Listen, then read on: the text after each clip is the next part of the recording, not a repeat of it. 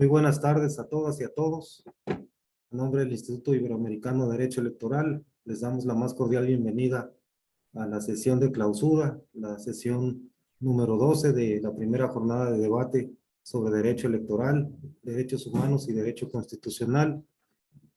La sesión de hoy versará sobre la reforma electoral, qué se propone, sus pros y contras, alcances e implicaciones. Participarán en la sesión de hoy el doctor Israel Covarrubias González, quien hará un análisis contextual desde un enfoque politológico de lo que implica para nuestro sistema político electoral, nuestro sistema de partidos y la democracia en general en nuestro país, el proponer o no una reforma electoral y de qué tipo. Estará también con nosotros el doctor Jesús Raciel García Ramírez, quien hará un análisis jurídico respecto de la misma temática. Y finalmente estará con nosotros el doctor Oswald Lara Borges, rector de nuestro instituto, quien hará algún comentario conclusivo respecto del tema que nos ocupa hoy. El doctor Israel Covarrubias González es sociólogo de la UAM Xochimilco, maestro en sociología política por el Instituto Mora de la Ciudad de México, doctor en ciencia política por la Universidad de Florencia, investigador académico de tiempo completo, director editorial de la revista Metapolítica, de la revista Estancias que edita la Facultad de Derecho de la Universidad Autónoma de Querétaro, politólogo, especialista en temas sobre democracia, sobre todo en nuestro país. El doctor Jesús Raciel García Ramírez es abogado, maestro en Derecho Electoral, doctor en Derecho Constitucional y Derechos Humanos por nuestro instituto, ex magistrado del Instituto Electoral del Estado de Hidalgo, y bueno, también académico e investigador del IBE. Y el doctor Oswald Lara Borges, nuestro rector, abogado también, maestro en Derecho Procesal Penal, doctor en Estadística y Análisis de Datos Multivariantes, doctor en Derecho Constitucional y Derechos Humanos también por nuestro instituto. La mayor parte de su carrera, de su trayectoria académica la ha llevado a cabo en España, tanto en la Universidad Complutense de Madrid y preferentemente, sobre todo, en la Universidad de Salamanca. Bienvenidos los tres, agradecemos su participación como siempre y bueno, le cedemos la palabra al doctor Israel Covarrubias González para iniciar nuestra sesión. Bienvenidos y muchas gracias. Pues muchas gracias, Andor. Es un gusto estar acá nuevamente con ustedes, ¿no? Saludo a mis colegas Jesús y Oswald, los cuales tengo hoy el gusto de compartir este espacio, ¿no? Yo le había comentado a Sandor que lo que quisiera plantear, dado que el doctor Jesús va a hacer un análisis pormenorizado, ¿no? Desde el punto de vista jurídico de la reforma electoral, algunas ideas, compartir con ustedes algunas ideas sobre el contexto en el cual esto está teniendo lugar y lo que yo modestamente como politólogo alcanzo a ver, ¿no? Respecto a una serie, digamos, de conexiones del proceso político reciente en nuestro país, ¿no? Y la primera cosa que a mí me gustaría decir como politólogo es que a veces uno tiene mucha dificultad para estudiar y analizar procesos y fenómenos que aún están moviéndose, ¿no? Es muy complicado porque a veces, digamos, los actores políticos nos cambian la jugada siempre, ¿no? Y bueno, como bien sabemos, esta semana se aprobó por la vía Fast Track una reforma B, un plan B, ¿no? De la propuesta original del presidente de la República, ¿no? En tanto materia de reforma electoral.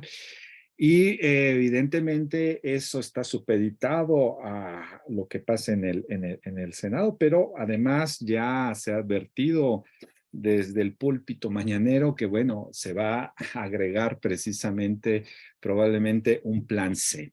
Entonces, con una cosa que se mueve tanto, aquí con mucha calma, porque yo tengo la impresión de que lejos de ser una mera reacción, digámoslo, construida a bote pronto. Me parece que hay un cálculo deliberado en todo ello, ¿no? Y eso es interesante para el análisis justo de las relaciones de poder, pero no tan fácil para ser justo bajado, digamos, en una metáfora ahora pambolera, ya que estamos en época también de mundial, es difícil bajar el balón con ese movimiento, ¿no? Pero bueno, lejos de que se pueda o no analizar con mayor precisión politológicamente, a mí me parece que tendríamos que partir de varias cosas muy generales. La primera, creo yo que la reforma electoral actual tiene que ser colocada para su estudio dentro de, digamos, lo que llamaríamos los entretelones del poder, vamos a ponerlo así, ¿no? Porque en gran medida es como la coronación o el resultado de la manera en cómo se dinamizan y cómo se mueven en, digamos, en un campo de juego, que es el nuestro, el nacional, ¿no? Las distintas máquinas o maquinarias políticas llamadas partidos políticos. Esto me parece muy importante, ¿no? Y cuando hablamos de los entretelones de poder, estamos hablando prácticamente de un mercado político en el cual hay transacciones, hay acuerdos, hay negociaciones, hay intercambios, hay traiciones, ¿no? Hay actores que acatan o no acatan las cláusulas del contrato, etcétera, ¿no? Pero al final, las máquinas políticas, como la literatura clásica sobre los partidos políticos nos enseñan y nos señalan, pues su objetivo principal es ganar elecciones, no es otra cosa más que ganar elecciones, ¿no? Y ganar los puestos de elección para obtener el poder. Esto es una cosa, pareciera una ecuación muy simple, pero me parece que es importante mantenerla presente y sobre todo porque, bueno, en este plan B de reforma electoral, pues una de las cosas sobre las cuales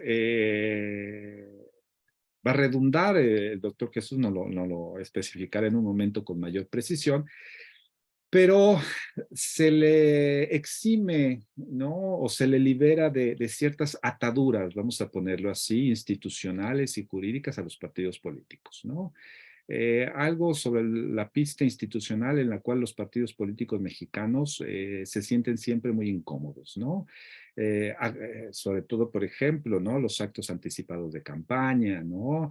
Las sanciones, digamos, severas a los partidos, ¿no? Por violar las reglas del juego, etcétera, ¿no? Entonces, esto me parece muy importante porque creo yo que en realidad, si necesitáramos una reforma, necesitaríamos más bien abrir un gran debate sobre una reforma o una posible reforma más bien al sistema de partidos, ¿no? Es decir, a los partidos tal cual hoy los conocemos, me parece que es un esquema que todavía es una reminiscencia, digámoslo, del antiguo régimen, ¿no? Lo que podemos es después discutir eso, pero a mí me parece que ahí hay una inflexión que evidentemente está dándose por descontada, pero, o sea, hablar del sistema electoral evidente presupone el sistema de partidos, pero yo creo que si lográramos diferenciar esos dos niveles, sería bien interesante para decir, bueno, estos partidos que tenemos son los que necesita el sistema democrático de nuestro país o definitivamente necesitamos un nuevo sistema de partidos con todas las implicaciones jurídicas e institucionales que eso lleva, ¿no? Entonces, ahí hay un primer punto de inflexión muy importante por tomar en consideración. Un segundo, a mí me parece que también es muy importante porque eso es una de las cosas que animaron la reforma electoral de la actual administración, es lo que yo llamaría el juego de los significantes vacíos, ¿no? Ustedes saben muy bien, y no me voy a detener mucho en ello, que sobre todo la institución presidencial en nuestro país juega mucho con el significante vacío del neoliberalismo, ¿no?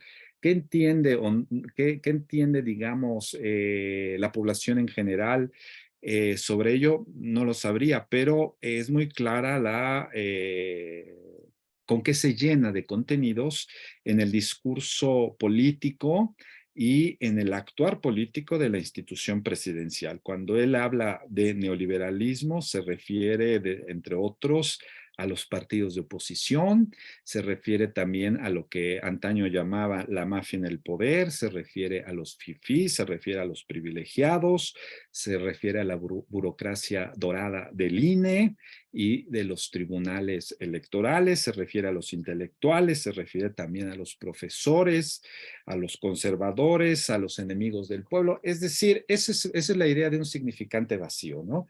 Y que creo que en algunas pistas ha dado resultados exitosos para la operación de legitimación política del actual régimen, pero me parece que es insuficiente para justo sostenerse en el mediano plazo, y ahí es donde creo yo que hay una tercera inflexión muy importante, ¿no? Porque uno de los problemas que tiene la actual administración y de ahí su, digamos, intensificación semántica y verbal para que pase a como dé lugar una reforma electoral, pues tiene que ver prácticamente de que ya no tienen tanto tiempo. Y el tiempo en política es importantísimo, ¿no? ¿Qué quiero decir con esto?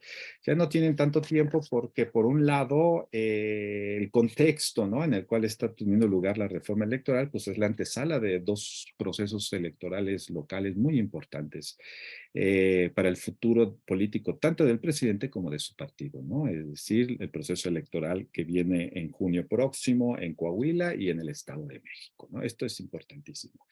Y esta antesala también se conecta totalmente con la sucesión presidencial, ¿no? Y ahí es donde estamos, creo yo, en el problema de la temporalidad, ¿no?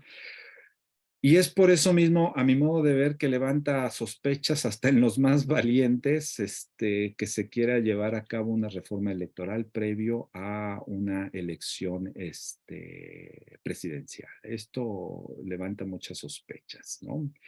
Y no por ser mal pensado, sino por una cuestión no solo de credibilidad, sino sobre todo de estabilidad institucional, ¿no? Las reformas no es que se aprueban, al día siguiente se echan a andar y al tercer día ya todo está bien, ¿no? Es decir, hay todo un proceso de armonización, ¿no?, institucional y jurídico que va exigiendo ajustes, ¿no?, cambios, eh, desechos, es decir, desechar cosas, etcétera, ¿no? Entonces, a mí me parece que ahí hay justo un problema muy importante respecto a la reforma electoral por discutir, por lo menos, ¿no? Después, otro tema que vale la pena también tomar en consideración es que, a pesar de todo, me parece que la actual administración, el actual gobierno ha mostrado, por lo menos en el último año, una cierta fatiga para lograr la aprobación de sus diversas iniciativas, ¿no? Esto es importante, ¿no? Es decir, no es una, digamos, no han tenido el terreno lo suficientemente libre como para poder implantar totalmente esto que llamaríamos el régimen político de la 4T, ¿no? Que al final ustedes saben, si se habla siempre de nuevo régimen, pues se puede constatar esa, digamos, novedad en términos de nuevo régimen político cuando hay una derogación esencial o de las apartados esenciales del aparato normativo previo, ¿no? Es algo en el cual yo lo que alcanzo a ver es que es un estira y afloja y que precisamente muestra mucha fatiga, repito, no nada más el gobierno actual, sino sus propios aliados para hacer pasar en las cámaras ellos, ¿no? Y esa fatiga se va, de hecho, a profundizar, me parece, en las próximas semanas, ¿no? Ya no nada más en la Cámara de Diputados, sino también en la Cámara de Senadores, ¿no? Yo creo que ahí también habría que estar atento al respecto, ¿no? Ahora, una cosa también bien importante que me parece que debía haber estado presente si es que se quería hacer una reforma electoral, digamos, que atendiera a las exigencias del tiempo y del momento político del cual vivimos, pues tenía que ver que creo yo que se ha perdido una vez más la oportunidad para tratar uno de los problemas más urgentes que impactan directamente el proceso democrático, al menos en el campo electoral, que es el binomio entre inseguridad y elecciones, ¿no? ¿Cómo vamos en ello? O sea, es decir, ¿cómo vamos en ello desde cómo es que se está determinando en muchas elecciones locales a través de dinero ilegal y dinero a veces abiertamente negro, ¿no? El financiamiento de las campañas, pero también cómo vamos precisamente con la cuestión de la inseguridad territorial de nuestro país respecto a las elecciones. Yo creo que ahí era una de las cosas que deberíamos haber estado pensando en una nueva iniciativa de reforma electoral, ¿no? Y el otro punto contextual importante y que no voy a abundar mucho porque sobre eso ya se ha corrido mucha tinta, pero no está de más comentar dos palabras, es que me parece que respecto a la confrontación de esta reforma electoral, sea el plan A, sea el plan B o a lo mejor en el futuro próximo el plan C, me parece que el populismo ya no es solo una variable de contexto, ¿no? Yo creo que es una variable que puede explicar claramente el estilo ya de plantear una agenda de reformas políticas, político-electorales de la actual administración. Y de ahí yo lo que quisiera rescatar es que uno de los instrumentos que el populismo comparadamente se puede observar ello en otras latitudes es el uso de lo que llaman algunos estudiosos del fenómeno del legalismo discriminatorio, ¿no? Que implica dos cosas. Por un lado, un uso político de la ley como arma política, es decir, para derribar a los contendientes, a los opositores. Y el segundo, el rediseño institucional y particularmente constitucional para sacar ventajas partidistas. Este es el otro punto importante, ¿no? Entonces, a mí me parece que yo sí creo que estamos viendo o estamos siendo testigos de un intento de rediseño justo institucional y legal basado en este mecanismo de legalismo discriminatorio. ¿Cuáles son las finalidades de ello, de hacer uso de este legalismo discriminatorio? Pues primera cosa, y que es casi obvia, es pues, la precarización de la función público-electoral, ¿no? Esto me parece importante. El secretario de Gobernación nos dijo antier que, bueno, con el plan B se ahorran 3.500 millones de pesos, ¿no? Si atendemos cuál es el techo de presupuesto que tiene el Estado mexicano aprobado para el próximo año, pues la cantidad es insignificante, ¿sí? Es insignificante. Pero para una operación, digamos, una finalidad no sistémica, ese anuncio pues responde directamente a un fin de legitimación, ¿no? Aunque esa, digamos, finalidad legitimatoria puede ser el inicio de una auténtica, yo la llamaría mutación antropológica del sistema de la representación política en el país. Esto es lo que creo que está detrás de estas intentonas, al menos a como ahora se ha visto, llamémosle anuncios, ¿no? Del texto original de la reforma del presidente a lo que ahorita ya está en cámaras, ¿no? Un intento, sí, de una mutación del sistema de la representación política, ¿no? Y bueno, en ese sentido, repito, pues el cambio institucional que está previsto entonces en esta reforma, pues podría ser leído como un efecto de ese legalismo discriminatorio, ¿no? Que, entre otras cosas, favorece al partido en el poder, por un lado, al presidente también, y a los partidos que lo apoyan. Sí, esto es la cosa. Por eso les decía, yo creo que si partimos de una lección simple de ciencia política, de que los partidos son máquinas políticas que se organizan territorialmente, bueno, a lo largo del territorio nacional para ganar votos, elecciones, ganar votos a través de elecciones y hacerse de los puestos del poder, pues yo sí pensaría que aquí hay una intención muy clara de ello, ¿no? De favorecer al partido que está hoy en el poder, ¿no? Y por otro lado, también beneficiar, ahí sí yo lo pondría entre comillas, al régimen político de la 4T, ¿no? Es decir, porque yo creo que eh, ese régimen político no ha terminado de cuajar, o sea, no ha terminado de aterrizar institucional ni jurídicamente y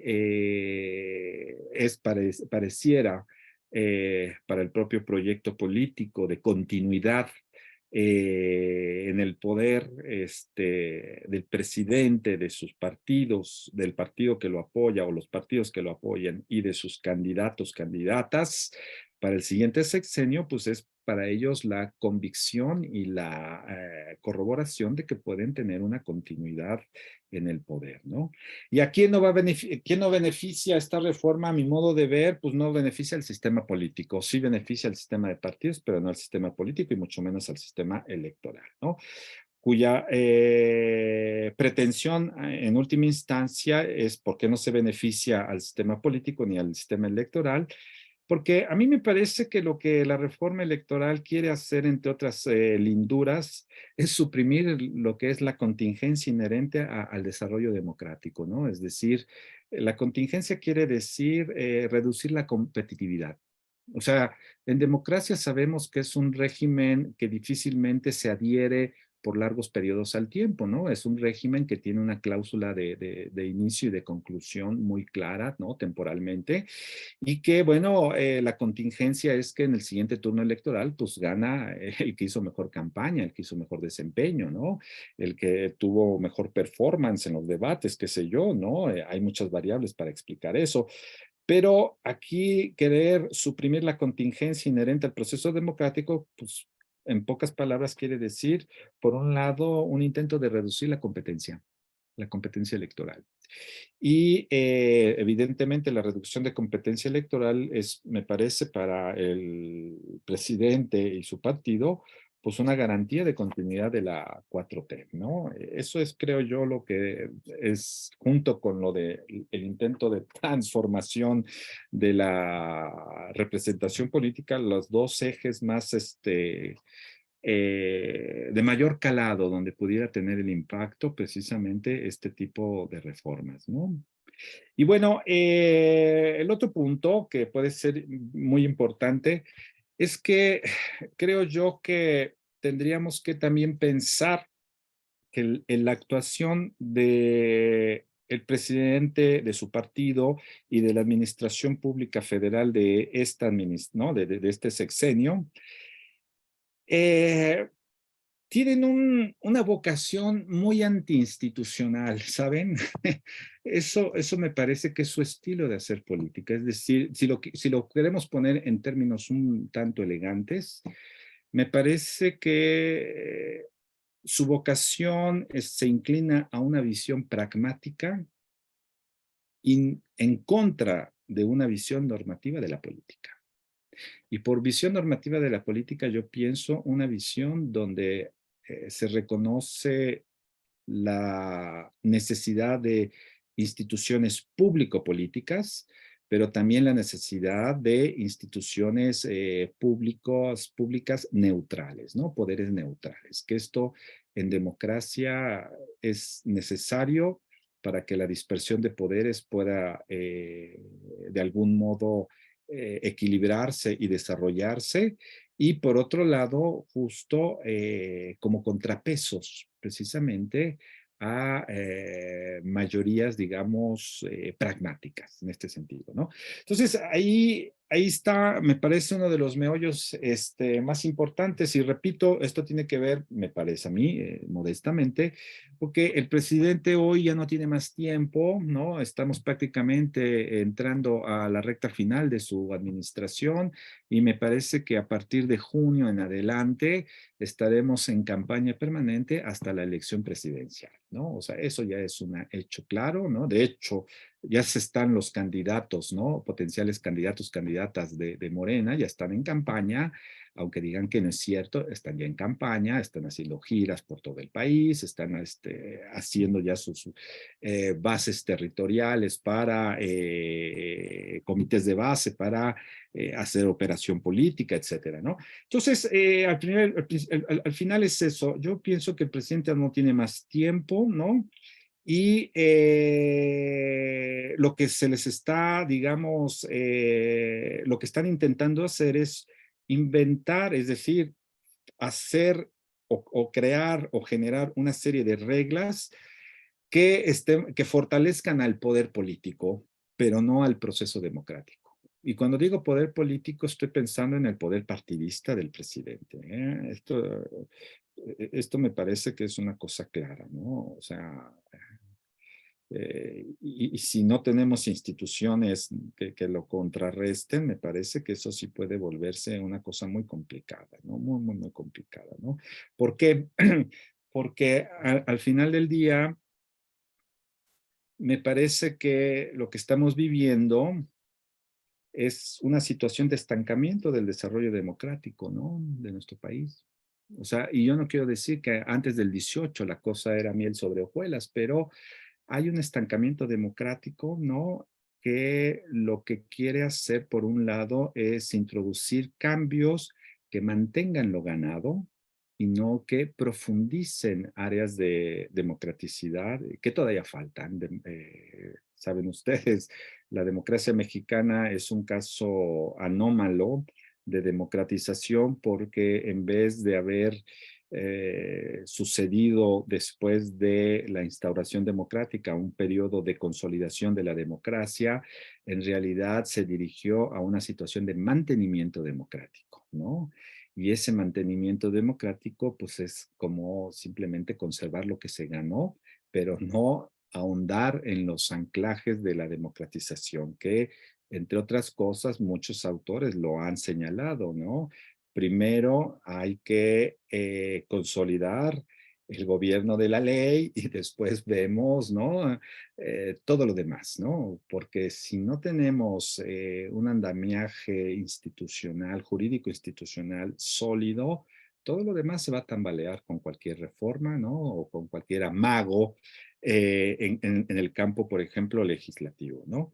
Y evidentemente, en el caso actual, me parece que uno de los motores que animan la contienda política, el debate político, y que también han animado a los operadores políticos del presidente de la República es trabajar a través de una política del rechazo, ¿no? Gritar públicamente que los demás, los otros, es decir, todo esto que les decía del significante vacío, ¿no? Gritarles, tú fuiste peor, ¿de qué te quejas? ¿No? Si tú fuiste peor cuando estabas en el gobierno. Eso me parece que evidentemente puede tener un cierto efecto en el campo de la legitimidad, pero es insuficiente para garantizar desarrollo democrático, ¿no? Esto es, creo, lo que está ahí presente, ¿no? Contextualmente, en la coyuntura que se abre ahora con la reforma electoral y que, digamos, yo esperaría que tal vez sea regresada, ¿no? En el Senado. Eso está por verse en próximos días, próximas semanas, ¿no? Bueno, de hecho ya hay ahí algunos, los llaman Morena hoy, ¿no? En la Cámara de Diputados, ¿no? Lo llamaron, tiene algunos errores procedimentales, ¿no? Y ya le pedimos a nuestra contraparte del Senado de que nos la regrese para ajustar estos errores, ¿no? Procedimentales, ¿no? Que creo yo que eh, eh, esos errores, evidentemente puede que sean errores, ¿no? Pero me parece que también es una cuestión de aprendizaje, fíjense, esto en política es importante, ¿no? El aprendizaje lleva tiempo para ser conocido, para ser echado, digamos, al asador. Y el punto es que yo no sabría hasta qué, digamos, hasta qué nivel nuestros actores políticos están dispuestos a aprender, ¿no? A hacer las cosas de otro modo. Esto me parece que es importante, ¿no? Yo sí estoy convencido de que las herencias políticas de este país hoy son más fuertes que nunca y que tampoco hemos hecho cuentas con esas herencias políticas, ¿no? O sea, yo no conozco un solo estudio que tome en consideración el impacto, ¿no? Que han tenido, por ejemplo, las herencias políticas previo a la alternancia al día de hoy. Y a mí me parece que, repito, una de ellas es nuestro sistema de partidos, ¿no? Hay nuevos caras, sí, evidentemente, pero en realidad digamos, el performance partidista de este país sigue siendo muy similar al que había hace 20, 30 años, ¿eh? O sea, tampoco pensemos que nuestros personajes políticos, porque se hicieron 2 cirugías en la cara, ¿no? Bajaron de peso, ¿no? Son otros, ¿no? A mí me parece que siguen siendo un poco reminiscencias de ese linaje, ¿no? Y los que están en la vitrina política nuevos están mostrando también la misma, digamos, incapacidad de aprendizaje que la vieja clase política. Entonces, creo yo que ahí es donde está metido ello, ¿no? Y miren, yo soy yo objeto mucho la dimensión reformista del cambio político en México, ¿no? Porque, pero también creo yo que el reformismo fue la palabra, la piedra de toque en la historia de la democracia mexicana, ¿no? O sea, yo creo que fue la manera en cómo se democratizó este país, ¿no? A través de una serie de reformas electorales muy importantes, ¿no? Fue el motor de la democratización en última instancia, pero yo creo que quizá ese esquema hoy está agotado, ¿no?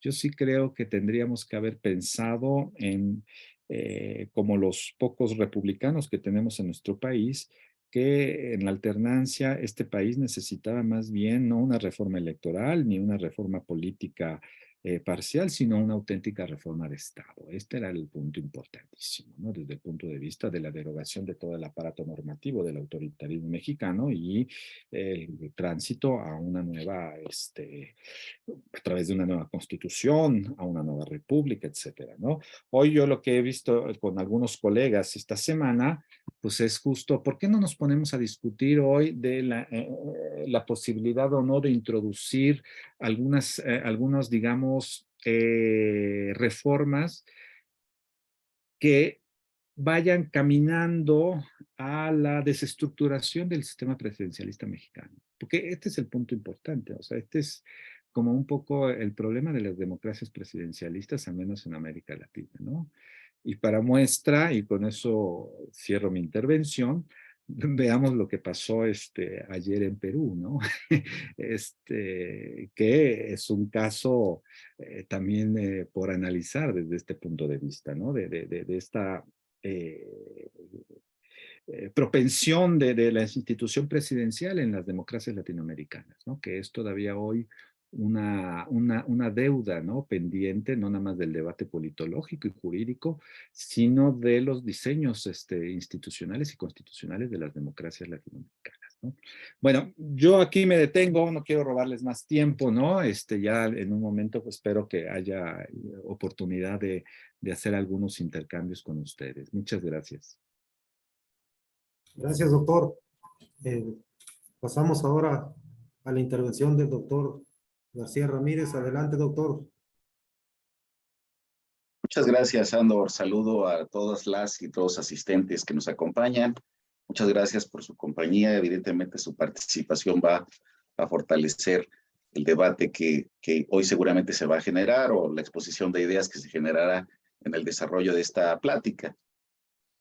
Escuchaba con atención al doctor Israel y decía que, bueno, le parecía sospechoso que esta reforma se empezara a construir en la antesala, ¿no? De dos elecciones muy importantes que se vienen, que es el Estado de México y Coahuila. Pero yo también diría que hay otro tipo de sospechosismo, ¿no? Más allá de este tipo de dos contextos electorales. La verdad es, o lo cierto es que esta reforma electoral viene del Ejecutivo Federal. Eh, o tendría que haberse hecho por lo menos dos preguntas. ¿Por qué una reforma electoral viene, en este caso, del gobierno federal, viene del Ejecutivo propiamente? O bien, si lo queremos plantear de otra forma, ¿por qué una reforma electoral de este gran calado, en este gran contexto, no proviene de un consenso de las fuerzas políticas?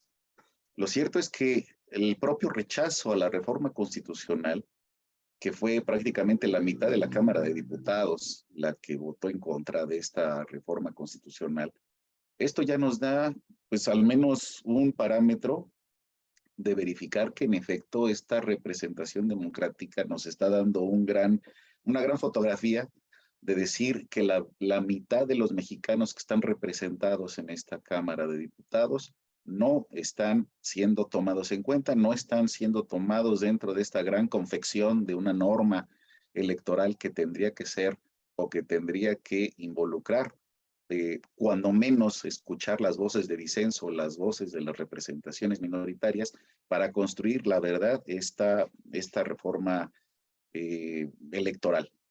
Y también lo que comentaba Israel, bueno, se han venido planteando tantos cambios en el transcurso de estas dos últimas semanas que, bueno, lo cierto es que seguramente terminando este debate estaremos platicando ya de un plan C que va a quedar desfasado lo que platicamos prácticamente el día de hoy. Sin embargo, lo que sí es importante, lo que sí me gustaría en este caso anotar, es que precisamente el rechazo de esta reforma constitucional nos permite hablar de un piso a partir del cual tendríamos que empezar a platicar sobre lo que se viene de la reforma electoral. Este rechazo a la reforma constitucional nos permite prácticamente tomar en cuenta lo que sí se va a dejar plasmado propiamente en el marco fundamental y es de lo que se venía precisamente platicando. Para empezar, el INE mantiene las siglas como Instituto Nacional Electoral, más allá de lo que se establecía de formar al INEC, que era el Instituto Nacional Electoral y de Consultas. Bueno, constitucionalmente va a permanecer el INE como está, no fue aprobado, y eso nos permite hablar de un piso. Por eso hablo yo de pisos a partir de los cuales ya podemos empezar a platicar. Otra cuestión muy importante que no pasó en la reforma constitucional es la disminución de diputados y de senadores plurinominales.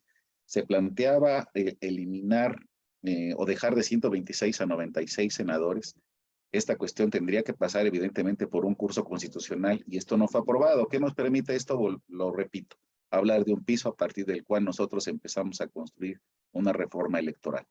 De esto también, vámonos para atrás, no lo aprobaron en la Cámara de Diputados y tendríamos que empezar precisamente a platicar de eso para arriba.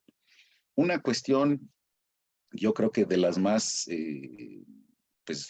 yo creo que de las más importantes, precisamente es este tipo de elección que se quería plantear de los magistrados de la Sala Superior, el cual evidentemente tampoco pasó porque era de rango constitucional, está planteado en nuestra norma fundamental. ¿Y qué es lo que se quería plantear a lo mejor para las personas que nos acompañan y a lo mejor no tienen el contexto total? La reforma constitucional planteaba que ahora los magistrados de la Sala Superior evidentemente tendrían que ser nombrados por el voto popular, propuestos por los tres poderes. ¿Qué implicaba esto o esta situación? Pues implicaba algo de lo que nos decía el doctor Israel, en un contexto en el que ya prácticamente hay espacios del territorio nacional en el que el Estado ya no puede ejercer sus facultades, sino en el que son prácticamente cotos de fácticos de poder, en el que está, por ejemplo, la delincuencia organizada. En ese marco se quería implantar una elección nacional de magistrados para que formen parte de la Sala Superior. Evidentemente esto es pues yo le llamo una ocurrencia constitucional en el que se planteaba prácticamente someter a este tipo de juzgadores al conocimiento y al voto popular. ¿Implicaba esto realmente un ejercicio de la ciudadanía, de conocer el currículum, de conocer la trayectoria de estos tipos de candidatos? Posiblemente sí, pero lo más seguro es que iban a ser de nueva cuenta las fuerzas políticas partidistas las que iban a impulsar determinada candidatura o las que iban a acabar impulsando determinada candidatura, y de todos modos no se iba a poder acabar con ese matiz que detrás de la elección de los magistrados de la Sala Superior aún sigue permeando de una manera indirecta a través de los partidos políticos, porque son prácticamente los que tienen la representación en el Senado. Con el rechazo a esta reforma constitucional, sigue el esquema de elección de magistrados de Sala Superior por el Senado de la República. No sería sometido en este caso al voto de elección popular, y esto me parece que salva por lo menos un poquito esta cuestión de mantener el espíritu republicano, de mantener de verdad un espíritu democrático, de una buena constitución, de un derecho electoral. Esta cuestión al no ser aprobada, bueno, pues nos da también un piso a través del cual empezar a subsistir. La desaparición, por ejemplo, de los tribunales electorales locales y de los soples nos da también una buena señal, o nos da un buen piso a través del cual empezar a construir una reforma electoral, ya sea plan B o plan C. ¿Por qué? Porque a pesar de que lo que se pueda opinar en determinadas entidades federativas sobre los tribunales electorales, que a lo mejor son una instancia retardataria, que a lo mejor es una instancia más que te impide llegar evidentemente a la jurisdicción constitucional o federal, lo cierto es que estos tribunales estatales, lo digo por experiencia propia, estos tribunales estatales permiten una gobernanza al interior de la entidad federativa. Permiten tener un cierto nivel de contención, de problemática social, de problemática democrática.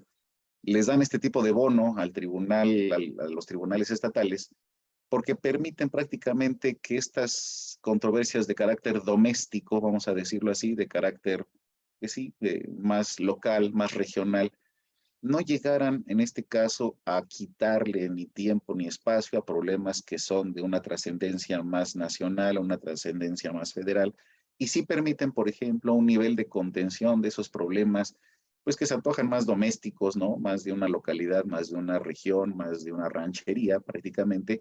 Es esto lo que permite la existencia de los tribunales estatales.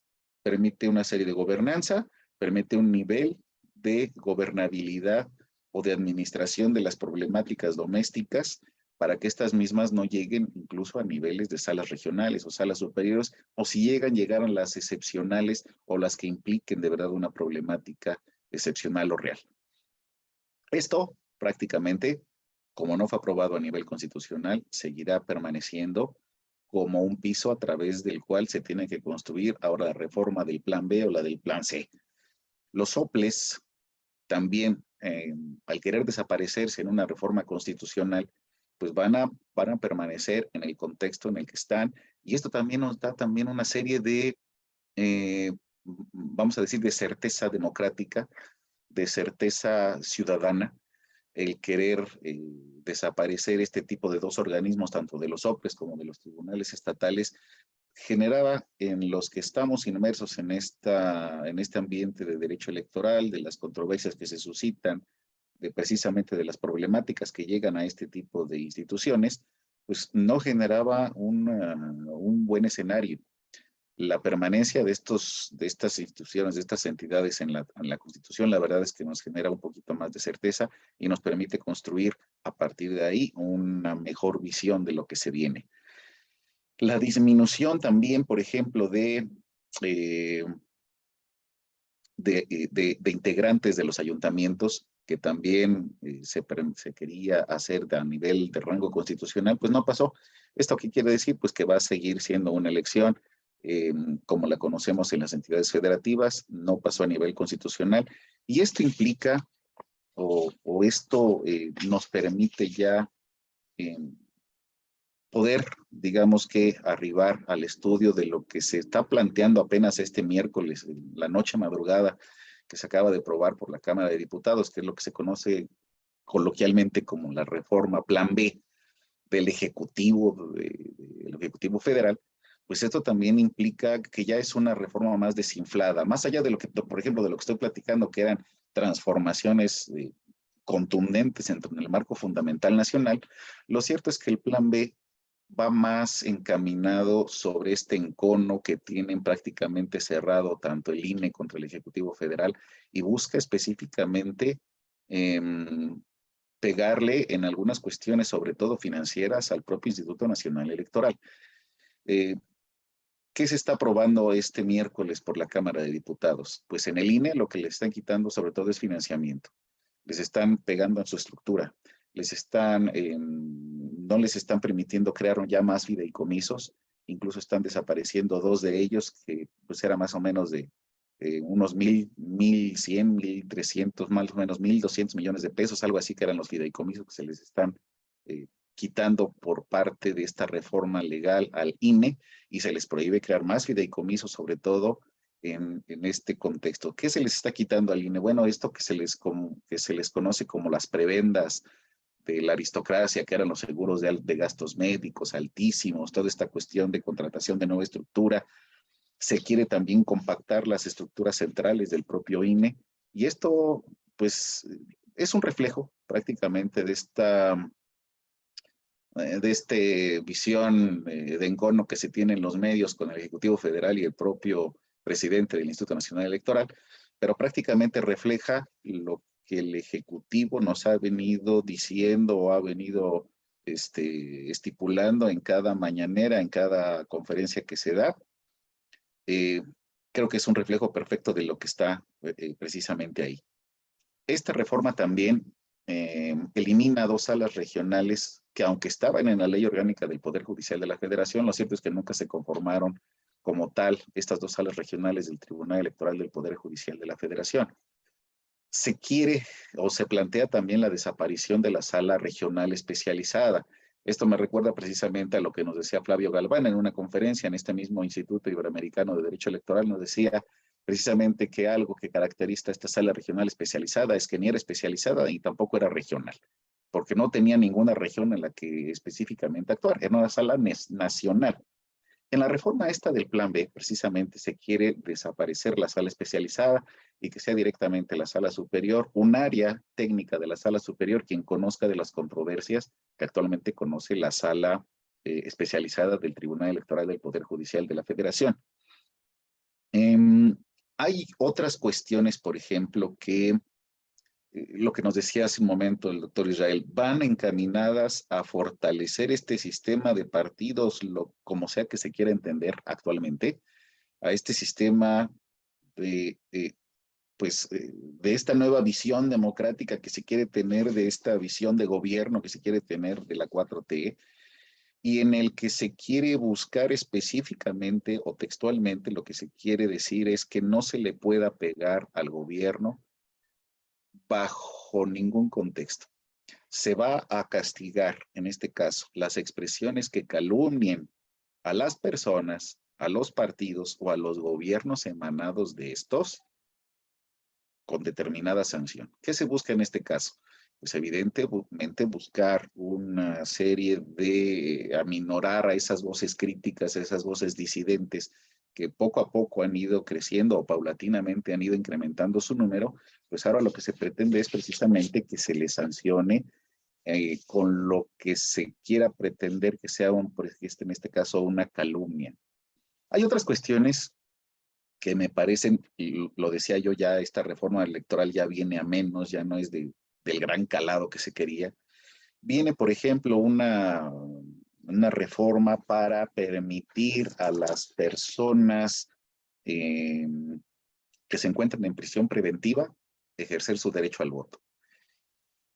Personalmente creo que habría otras cosas más interesantes en las que buscar los impulsos de reforma legislativa que específicamente preocuparnos por las personas que están privadas de su libertad, que ejerzan sus derechos políticos. Si bien es importante, yo creo que hay cosas mucho más trascendentes y de mayor emergencia social y de salud en el país que estar precisamente buscando la reforma, buscando hacer ruido en este tipo de aspectos. Otro es que se busca que las personas con discapacidad postradas puedan también emitir su voto. Y yo creo que precisamente para este tipo de personas con discapacidad postradas que no puedan acudir ante la casilla a emitir un sufragio, yo creo que lo cierto es que le interesa mucho más en este caso que el Estado les asegure mejores cuestiones de rehabilitación, de medicamentos, de otro tipo de situaciones, que propiamente interesarse en este caso por su ejercicio del derecho político electoral de ir a la urna a emitir su sufragio. ¿Qué se plantea? Pues que los funcionarios electorales vayan incluso hasta el domicilio de esta persona con discapacidad y postrada a que emitan su sufragio. Esto evidentemente, ¿qué va a implicar? Pues recursos de transporte, recursos de otro tipo y recursos para que estas personas puedan emitir su sufragio. Hay otra norma también que va o que pretende impulsar precisamente o facilitarles el ejercicio del derecho al voto a estas personas mexicanas que residen en el extranjero. Y sobre todo se está impulsando en este caso de la reforma el uso de Internet. Evidentemente el voto electrónico, la casilla electrónica.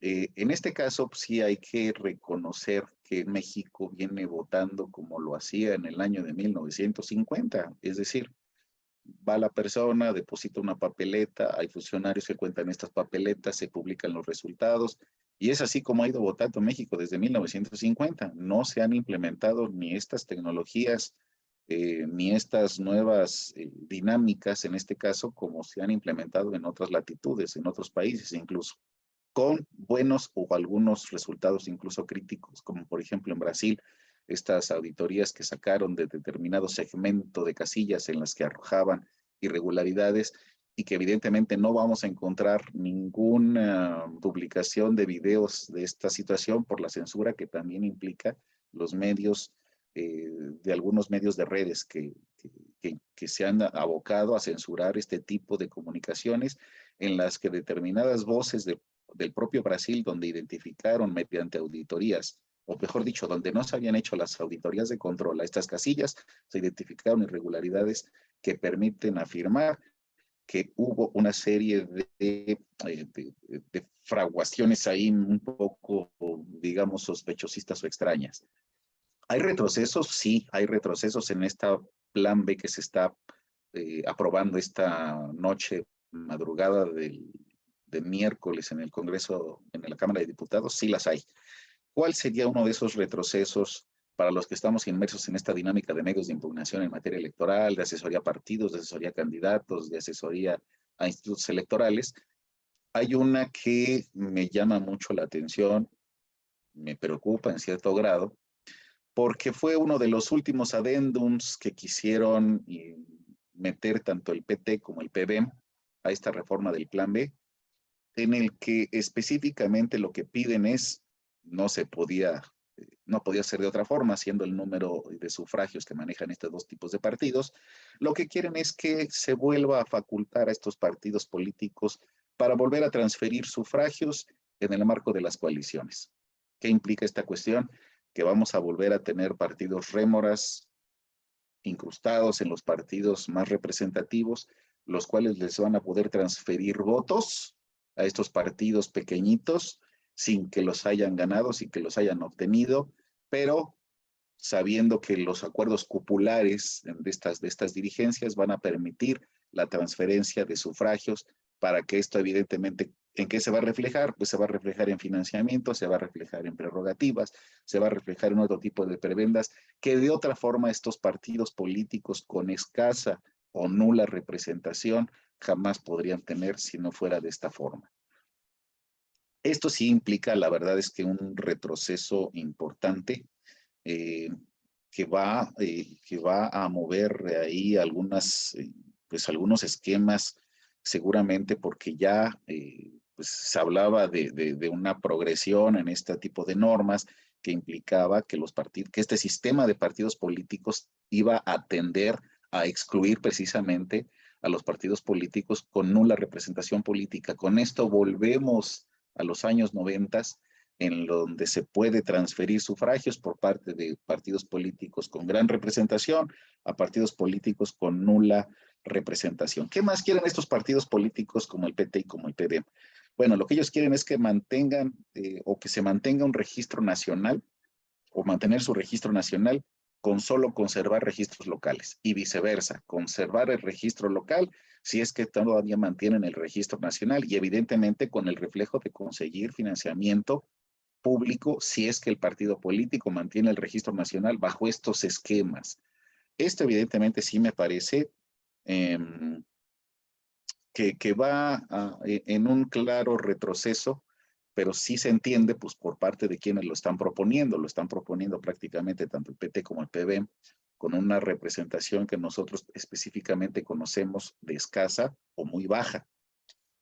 Y hay otra reforma que me parece sustancial dentro de este planteamiento que se hace en la reforma electoral del Plan B, y es que se quiere volver a ponerle un amarre, ¿no?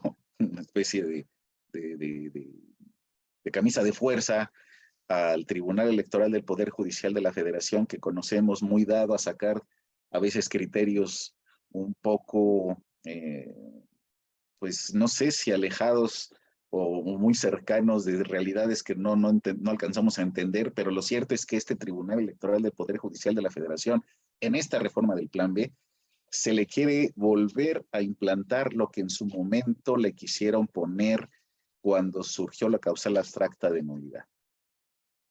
Cuando surge la causal abstracta de nulidad, para los que sean a lo mejor muy jóvenes, que ya no les tocó este contexto, ya ni siquiera la llegaron a conocer, pues porque la causal abstracta de nulidad viene por allá del año 2000, prácticamente a los legisladores lo que se les ocurre cuando el Tribunal Electoral del Poder Judicial de la Federación emite la causal abstracta de nulidad con la que se cae el Estado de Tabasco, estos legisladores lo que dicen es, bueno, ahora ¿sabes qué, tribunal?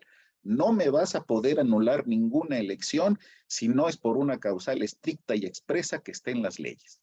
Bueno, pues ¿qué hizo la Sala Superior? Perfecto. Entonces, lo que voy a hacer es una interpretación de los principios constitucionales y esta causal abstracta se convirtió después en genérica y esta genérica después se convirtió en violación o nulidad de elecciones por violación a principios constitucionales. Se le quiere volver a plantear a esta sala, a este Tribunal Electoral del Poder Judicial de la Federación, un amarre similar actualmente en el que dice que en ningún caso el INE o el Tribunal Electoral van a poder emitir nuevos criterios, lineamientos o acuerdos que modifiquen las reglas del proceso electoral una vez que haya iniciado. ¿Qué se antoja o qué de aprobarse en sus términos como viene esta reforma en el Plan B? ¿Qué es lo que se puede venir o qué se antoja si conocemos perfectamente a la Sala Superior del Tribunal Electoral del Poder Judicial de la Federación?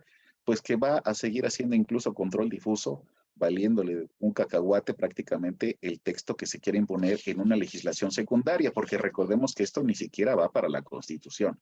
Esto va para una reforma legal secundaria y lo que va a hacer el Tribunal Electoral del Poder Judicial de la Federación es, bueno, yo mantengo mis facultades constitucionales incólumes, porque no hubo reforma constitucional, y con base en esas facultades constitucionales que yo mantengo hasta el momento incólumes, pues me voy a aventar una una interpretación, un control difuso de esta norma que me acaba de llegar, estos lineamientos que están llegando, y prácticamente lo que el legislador le va a querer imponer con esta nueva censura o esta nueva camisa de fuerza que le quieren poner, no va a tener los efectos que se persiguen, porque la verdad es que la reforma constitucional no fue aprobada. Esto es prácticamente, digamos que algunos renglones de lo que me parece más sustancial o de lo que me parece más significativo.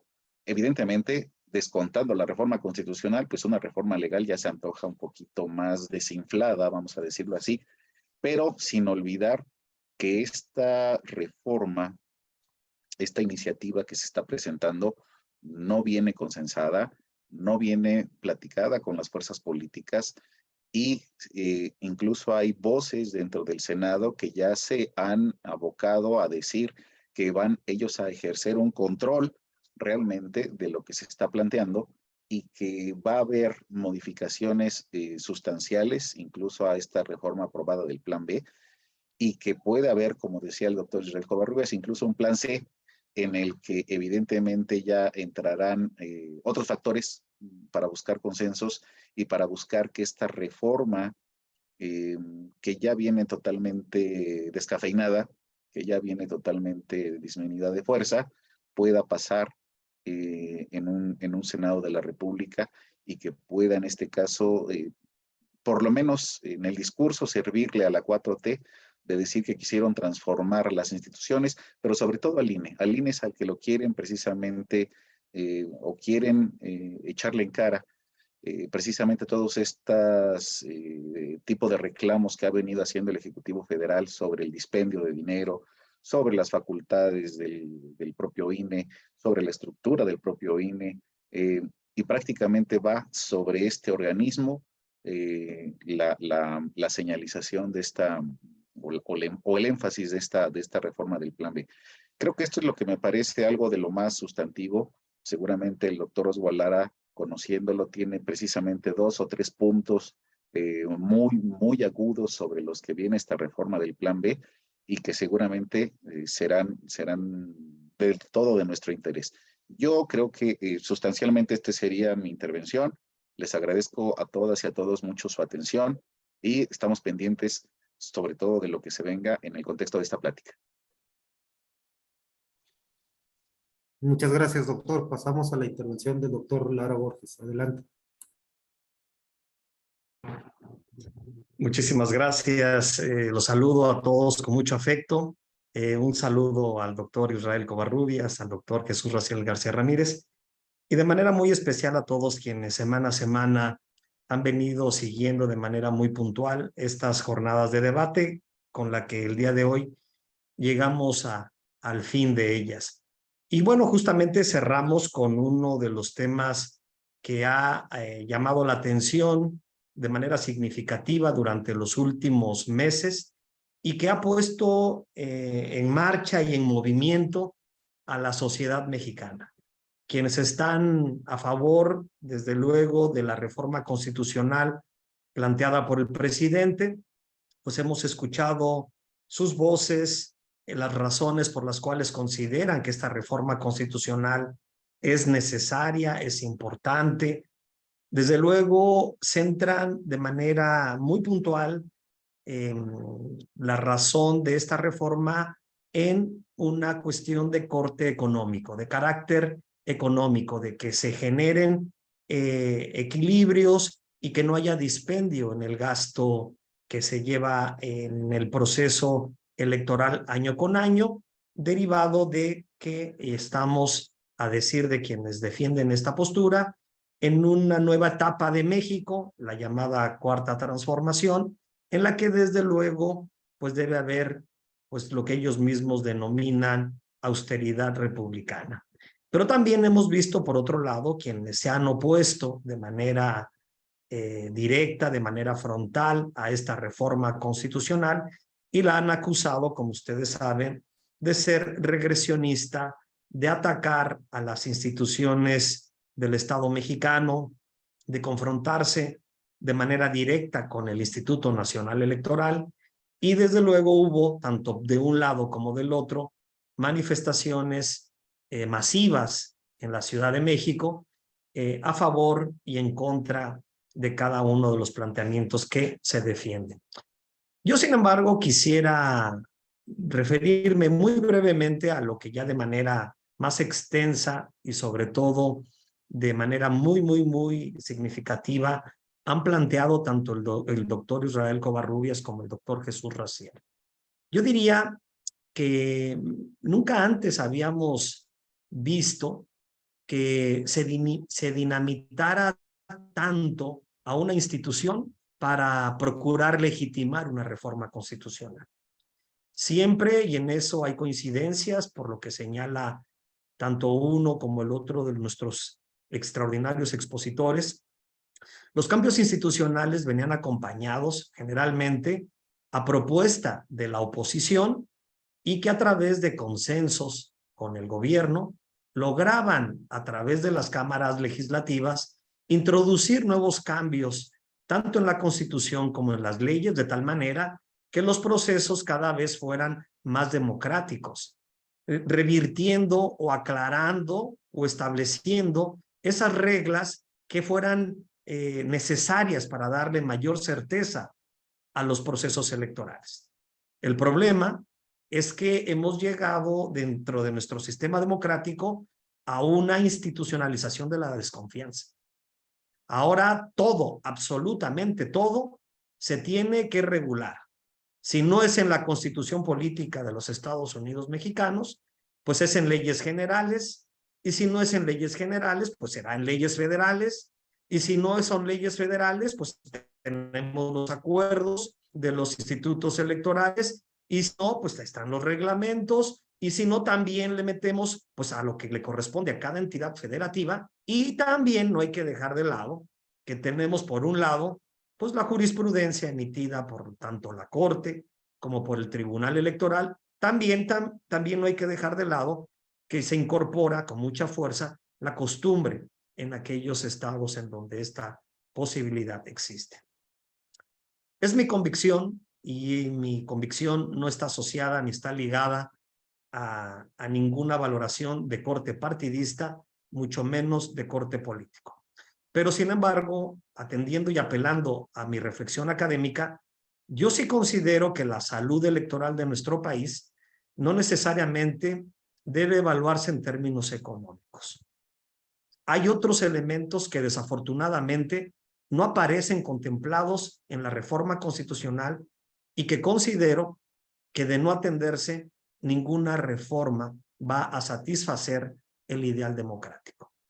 En principio, yo diría que nuestros partidos políticos enfrentan una profunda crisis. Y en eso ya lo señalaba el doctor Israel, de que nuestros partidos políticos tienen, pues sí, tendrán las ventajas que de ser un vehículo institucional a través del cual se gestiona la participación política, a través del cual se permite a los ciudadanos el acceso a los espacios del poder político. Sin embargo, también tienen muchos problemas de fondo.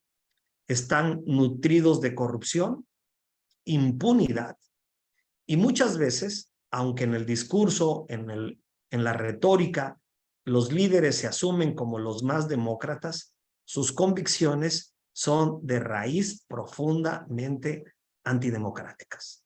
Y el discurso de los partidos políticos, como es de esperarse en el análisis politológico, cambia según el rol en el que se encuentran.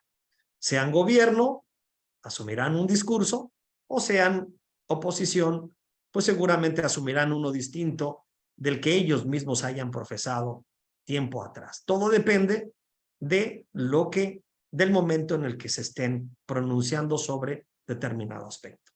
Ahora, si trasladamos estos problemas a las elecciones, en efecto, los partidos políticos se han convertido en maquinarias para ganar elecciones a costa de todo.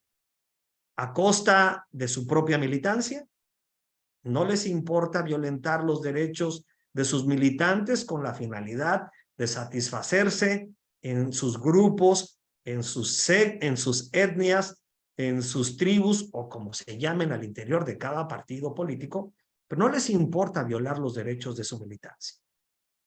No les importa ganar elecciones a costa de los propios opositores, ni tampoco les importa ganar elecciones a costa de las propias reglas electorales. Pareciera, es una inferencia que no solamente ha llegado a mi mente, sino creo que hay coincidencia en muchos, que pareciera que la regla que rige a los partidos políticos durante los procesos electorales es: haz lo que sea necesario para obtener más votos. Después vemos cómo legitimamos políticamente y cómo legalizamos jurídicamente la propia elección. Si es necesario obtener financiamiento ilegal, no importa si esto nos da más votos. Si es necesario pactar con la delincuencia organizada, pues no les importa si eso les va a dar el triunfo. Y no les importa quebrantar el juego democrático si eso les va a permitir obtener una constancia de mayoría.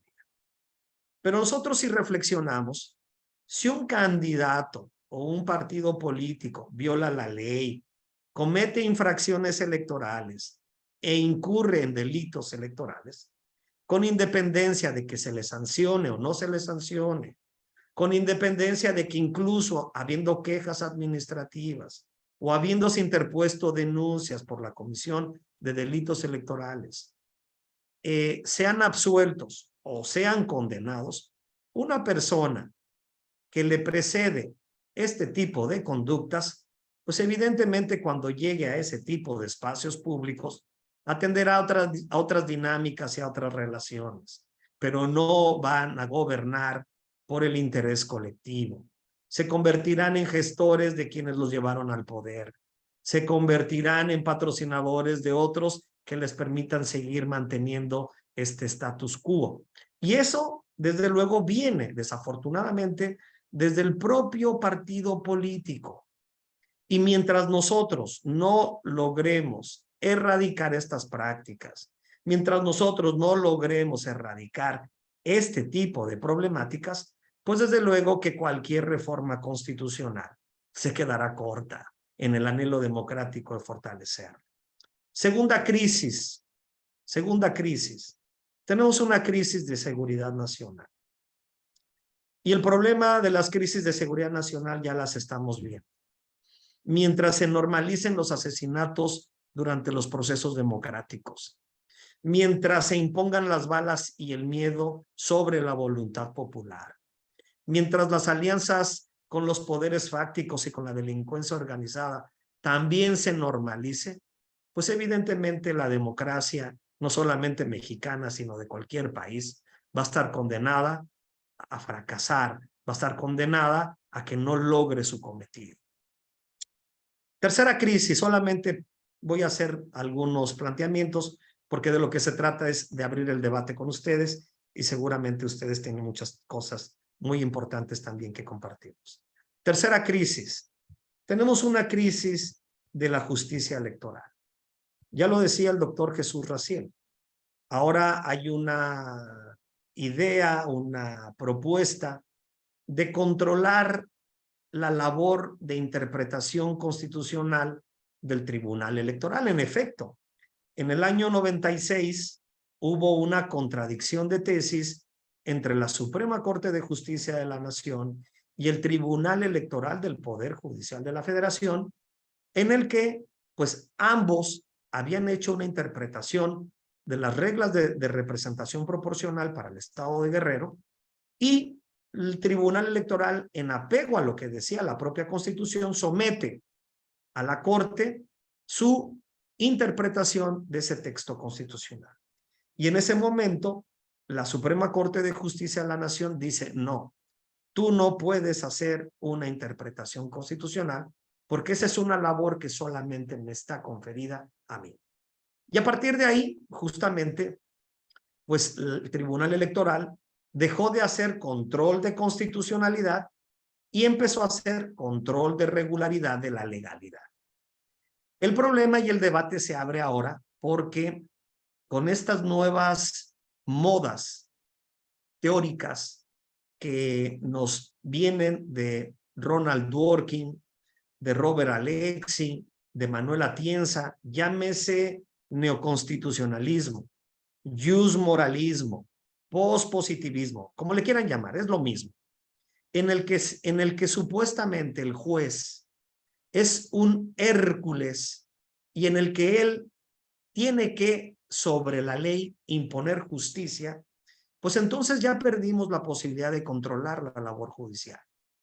Porque entonces, bajo la metáfora de que yo no aplico la ley porque te aplico la justicia, pues tenemos que muchos criterios que hoy por hoy leemos de la Suprema Corte de Justicia de la Nación, que leemos del Tribunal Electoral del Poder Judicial de la Federación, cuando dicen ellos interpretar la Constitución, en realidad no están interpretando la Constitución, están creando la Constitución. Y aquí el problema es que los jueces se están asumiendo cada día más como que ellos mismos son la Constitución. Y entonces, ¿qué nos dicen? Sí, es que lo que tú lees y que a lo mejor puede que no coincida con lo que dice la sentencia, es que tú solamente lees la Constitución formal. Pero yo lo que te estoy planteando en la sentencia es la Constitución material. Ese es un gran debate que está ahora ardiendo, no solamente en el plano teórico, sino que en todos los tribunales constitucionales de nuestro continente.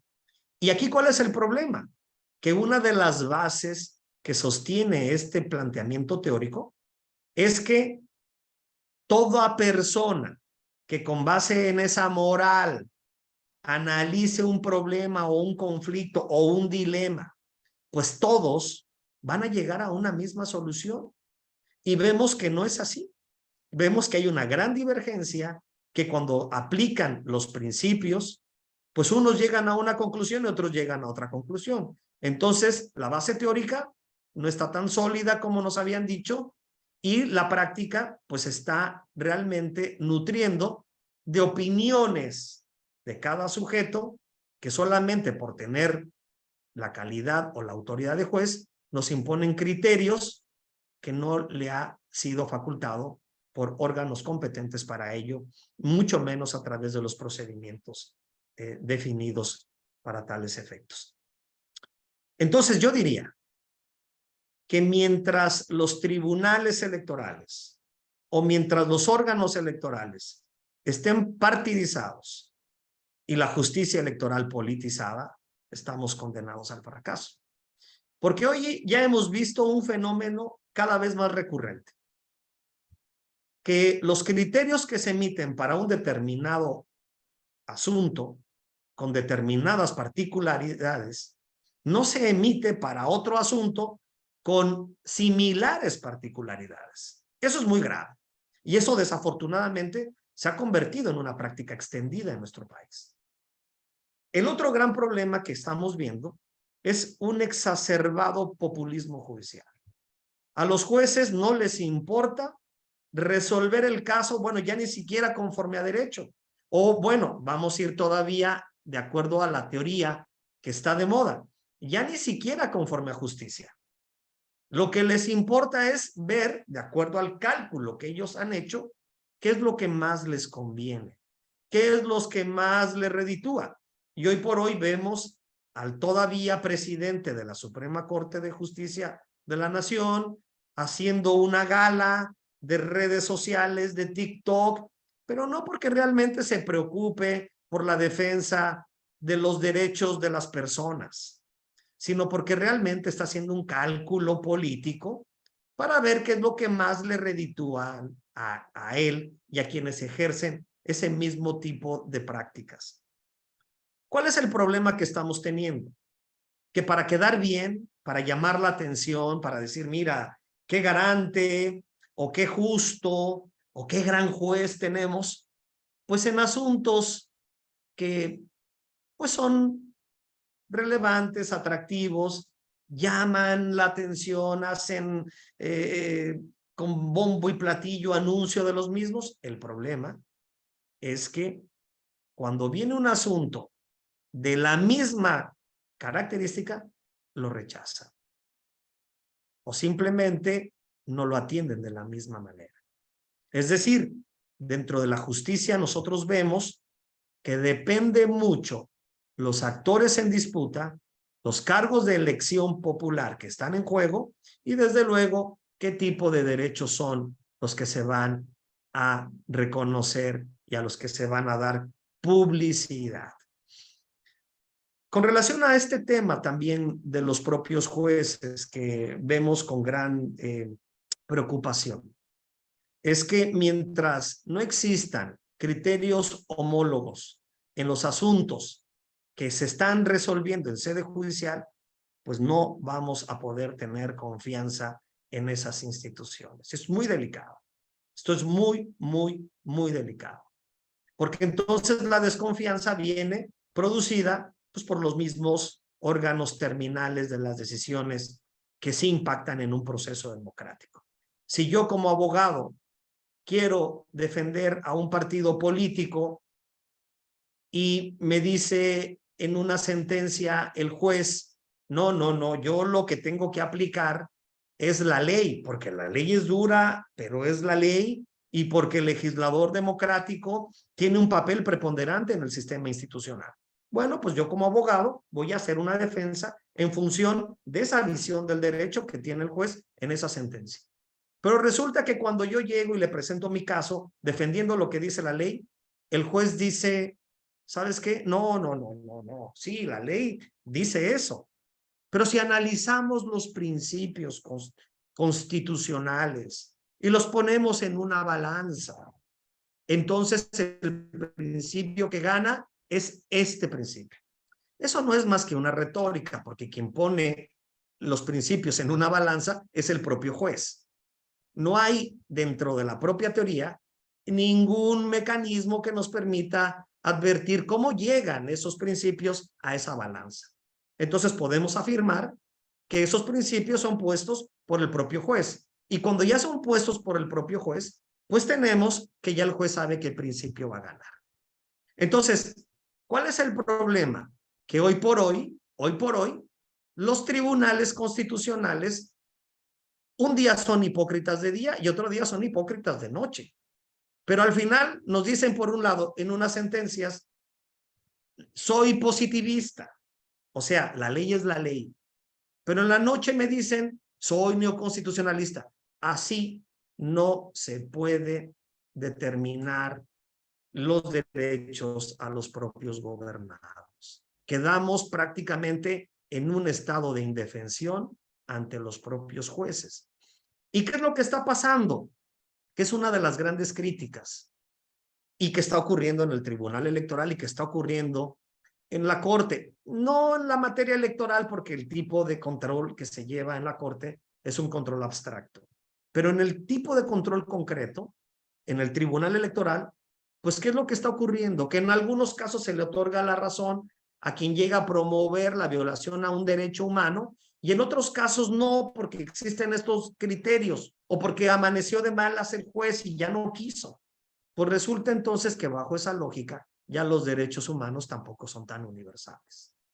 Son de las grandes problemáticas que tenemos en la justicia electoral. Entonces, mientras los tribunales estén partidizados, la justicia electoral politizada, mientras hoy se diga una cosa, mañana se diga otra, mientras hoy esté permitido para mí, juez, resolver un caso de manera positivista, y mañana, si quiero, o en la misma sesión, me sacudo ese criterio y vengo con un neoconstitucionalista, pues entonces, pues el único que gana es el juez. No hay forma de ganar y no hay forma de control. Y desafortunadamente, pues nuestros jueces, y lo digo en términos del contexto latinoamericano, pues muchos son muy buenos porque no se puede generalizar, pero muchos no lo son. Y desafortunadamente, muchos de los derechos, tanto humanos como políticos, quedan en manos de ellos. Y por último, una cuarta crisis, pues son las prácticas ciudadanas. Mientras nosotros no eliminemos, no modifiquemos las prácticas que tenemos, de a ver cómo obtengo un mejor beneficio de aquel que está en esa situación, mientras se impongan como ciudadano, pues yo le pido a todos los partidos y que todos me den y al final voto por el que quiera, pues está muy bien, pero digamos que ya estamos en un proceso de degradación, de empezar a aceptar cosas y luego al final llevamos este tipo de prácticas como una habilidad, más que como un acto de vergüenza, lo presentamos como si fuera un acto de gallardía. Y bueno, pues, ¿qué podemos decir de los partidos políticos? Que cuando violan las reglas y no les importa el ganar solamente por el ganar, pues así no vamos a poder cambiar o llegar a un modelo democrático como el que ahora puedan tener otros países y que son los puntos de referencia. Entonces, yo digo que mientras no ajustemos en estos puntos aspectos que no vienen en la reforma propuesta en el plan A, porque el plan B ya quedamos que quedó presentado y va en otro rumbo, pues mientras nosotros no logremos erradicar estos, vamos a tener siempre puntos que no nos permitan una consolidación en los parámetros ideales, que no significa que no tengamos grandes avances democráticos en nuestro país, que no significa que en los partidos políticos son todas las cosas malas o que no sirvan para nada, ni que las instituciones electorales sea todo malo, ¿no? Yo estoy poniendo nada más el acento en aquellas cuestiones que difícilmente, de no superarse, no nos van a permitir esa consolidación y cumplir esos anhelos que nosotros tenemos en mente. Esta sería a grandes rasgos algunas pinceladas de reflexiones que tenía preparadas para el día de hoy. Gracias, el doctor Covarrubias, gracias al doctor Raciel. Adelante, Sandor, por favor. Gracias, doctor. Vamos a agradecer la participación del doctor Jesús Raciel García Ramírez, que se le ha presentado una situación de trabajo urgente, pero seguimos con nuestra sesión. Vamos a darle la palabra al doctor Israel Covarrubias, si quisiera él abundar respecto a lo que han comentado en su momento el doctor García Ramírez, como últimamente el doctor Lara Borges. Adelante, doctor Covarrubias. Gracias, Sandor. Pues mira, yo un poco para, digamos, abonar nuestro pesimismo, ¿no? Más que decir abonar el optimismo, ¿no? O nuestro optimismo pesimista, digamos, ¿no?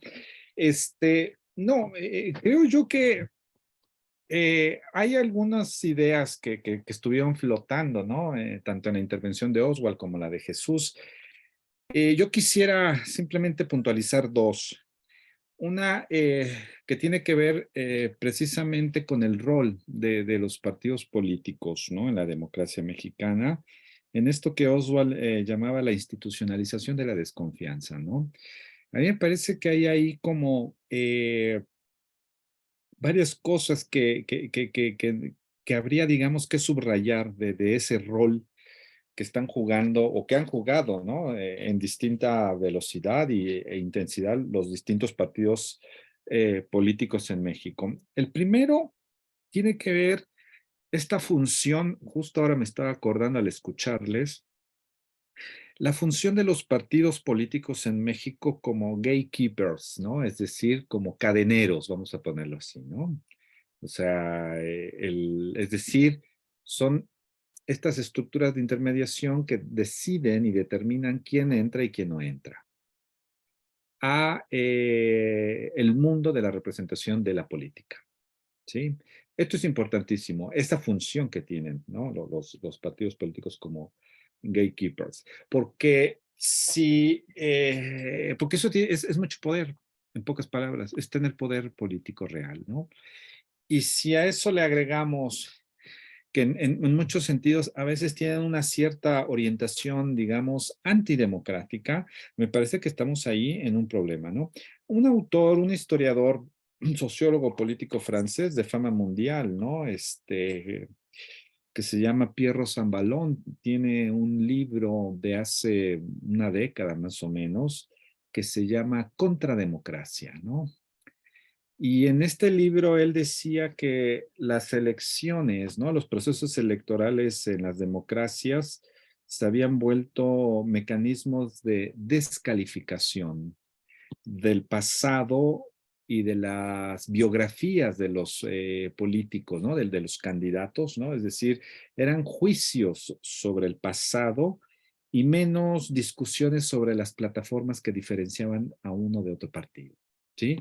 Entonces él decía que eso era un poder de obstrucción en la democracia, ¿no? Es decir, esta forma regresiva de que yo les decía hace un momento de, pero tú más, ¿no? O sea, tú fuiste peor que yo, así es que no me vengas a mí ahora con cuentos de que estoy haciendo malas cosas, ¿no? Porque tú las hiciste peor que yo. O sea, ese fenómeno contrademocrático me parece muy, muy, muy complejo, pero evidentemente tiene que ver con esta función que han cumplido los partidos de gatekeepers, ¿no? Y que en gran medida los que estudian empíricamente los procesos de cambio político advierten siempre, ¿no? Sobre cómo se controla justo esa función de cadeneros que tienen los partidos políticos. Y eso no nada más es con tribunales electorales o con institutos autónomos, ¿no? Que regulen las elecciones, sino particularmente con la institucionalización del proceso democrático, ¿no? O sea, dice Oswald, bueno, las prácticas ciudadanas tenemos que cambiarlas, ¿no? Pero empezando por las prácticas de los propios partidos políticos, ¿no? O sea, ese es como el punto, ¿no? O sea, yo sí creo, digo, no es que no me gusten los partidos políticos, claro está, pero sí hay una sobre determinación del proceso democrático en México por los partidos políticos. Y eso me parece que puede ser a este punto, digamos, del partido, del juego, digamos, me parece complicado, ¿no? Probablemente son, digamos, un actor bisagra central en los procesos de cambio político, pero de algún modo tienden justo a estabilizarse si es que la consolidación democrática funciona adecuadamente. Ese me parece que es una cosa importante que deberíamos de estar también discutiendo, ¿no? Porque además tenemos una alergia muy, como casi estructural de los partidos políticos a los poderes contramayoritarios, ¿no? De algún modo hay como un divorcio, ¿no? Instituyente en ello, ¿no? Y el segundo punto rápidamente, que a mí me llama mucho la atención y que sinceramente indicarlo desde el punto de vista empírico es muy complicado. Tiene que ver con dos cosas. Uno, con esto que llamaríamos una reforma electoral puede atender, digamos, la exigibilidad de ciertos sectores de la población o del electorado, del ciudadano, que de algún modo no están siendo representados en el sistema actual, ¿no? Pero en este caso particular, me parece que hay un esfuerzo de simplificación de la operación político-electoral, ¿no? Como si la operación político-electoral fuese un proceso, digamos, en campo de comunicación científica llamamos, ¿no? La vulgarización, es decir, cuando el profesor tiene que hablar ante un público, digamos, a un auditorio no especializado, ¿no? Un gran auditorio, pues tiene que vulgarizar, ¿no? Este es el origen de la propia palabra, ¿no? Es decir, tiene que hablar en palabras llanas, digamos, ¿no? A mí me da la impresión que hay un esfuerzo o una convicción de un fenómeno o un proceso de vulgarización justo de la operación político-electoral, ¿no? Dejando de lado que es un proceso precisamente que va acompañado por un profundo fenómeno de aculturación, no nada más del votante, sino del ciudadano, ¿no? Esto es la cosa importante, ¿no? Porque si no, estamos de algún modo simplemente constatando que los partidos son máquinas políticas ¿no? Que se dedican a recolectar votos, ¿no? Y dejamos de lado cuál es el factor precisamente que juega en todo ello, lo que decía Oswald, las prácticas ciudadanas, ¿no? Que por otro lado, hay que decirlo, el ciudadano jamás tiene competencia técnica, ¿no? Para observar el efecto que las decisiones que producen las decisiones de los efectos que producen sus decisiones al momento de ir a la urna, ¿no? Yo no creo que alcance a prever a dónde va a ir, y eso es importante, eso es lo que yo les decía la contingencia, no se sabe para dónde va a ir eso, ¿no? Pero esa simplificación es también un esfuerzo, por eso se habla de populismo, no se puede no hablar de populismo sin ello, ¿no? Me parece en el caso actual mexicano de una obsesión por hacer una representación, digamos, sin mediaciones de esto que llamamos pueblo.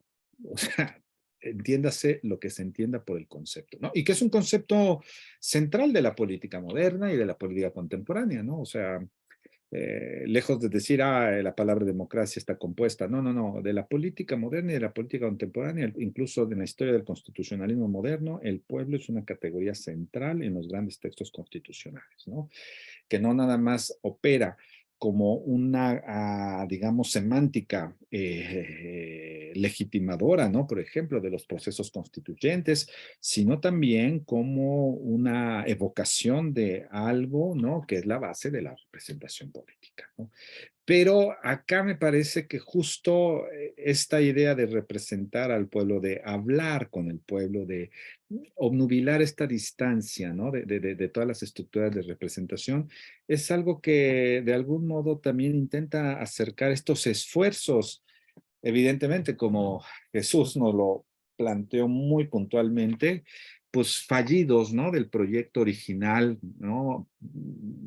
Y que subrayó eso, que es muy importante, el proyecto original del Ejecutivo Federal, ¿no? De reforma electoral. Entonces, es ahí donde me parece que hay dos, repito, estas dos bandas que agregarían elementos, ¿no? Para la discusión y sobre todo para la comprensión precisamente genéricamente dicho, del estado de salud de nuestra democracia, ¿no? Que este es el punto también por discutir acá, ¿no? El estado de salud de la democracia mexicana, ¿no? Que eh, pareciera que está saliendo de una larga enfermedad, ¿no? Pero no se tiene muy claro cuándo va a terminar de sanar por completo, ¿no? Eso es lo que pareciera que está en la cosa.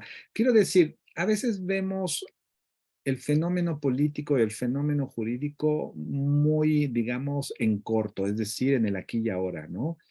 Y creo que a veces tenemos que pensarlo en el mediano plazo o en la larga duración para ir comprendiendo digamos, esos anclajes de todos los días, ¿no? Del fenómeno político. Porque si no, pareciera que la política es puro presente, ¿no? Es puro presente y pura, digamos, cronología, ¿no? La política nada más son los días, ¿no? Las horas, lo que dijo ayer el presidente, lo que dijo antier la oposición, lo que dijo tal diputado, tal senadora, etcétera, ¿no?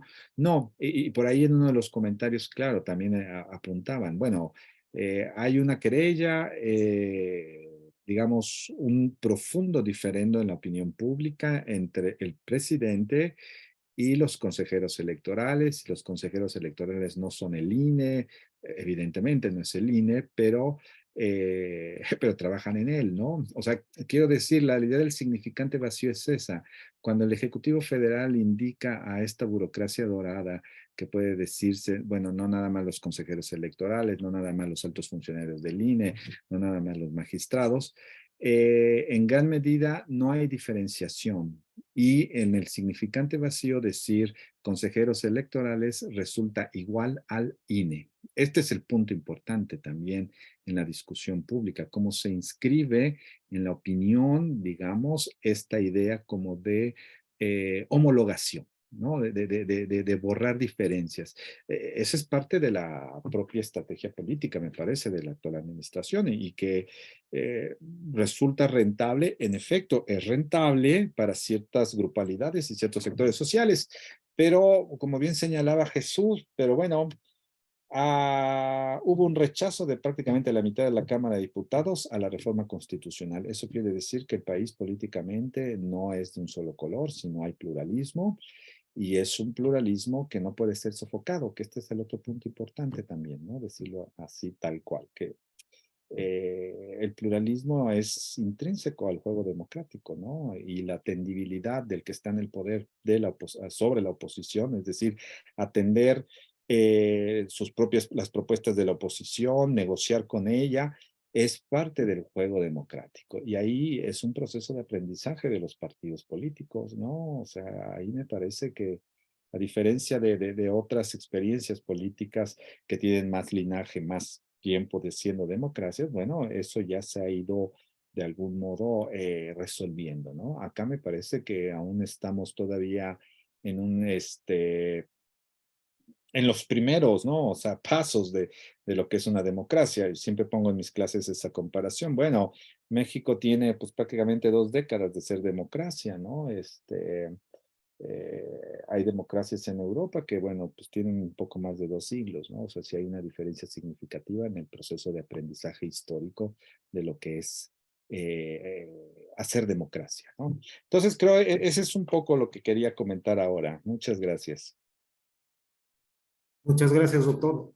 Vamos a brevemente a leer los comentarios que están acá en el chat de algunas compañeras y compañeros que han participado respecto a que la reforma no es una reforma integral. Como se ha comentado por acá, que se percibe en algunos aspectos que es un retroceso respecto a las transferencias de votos.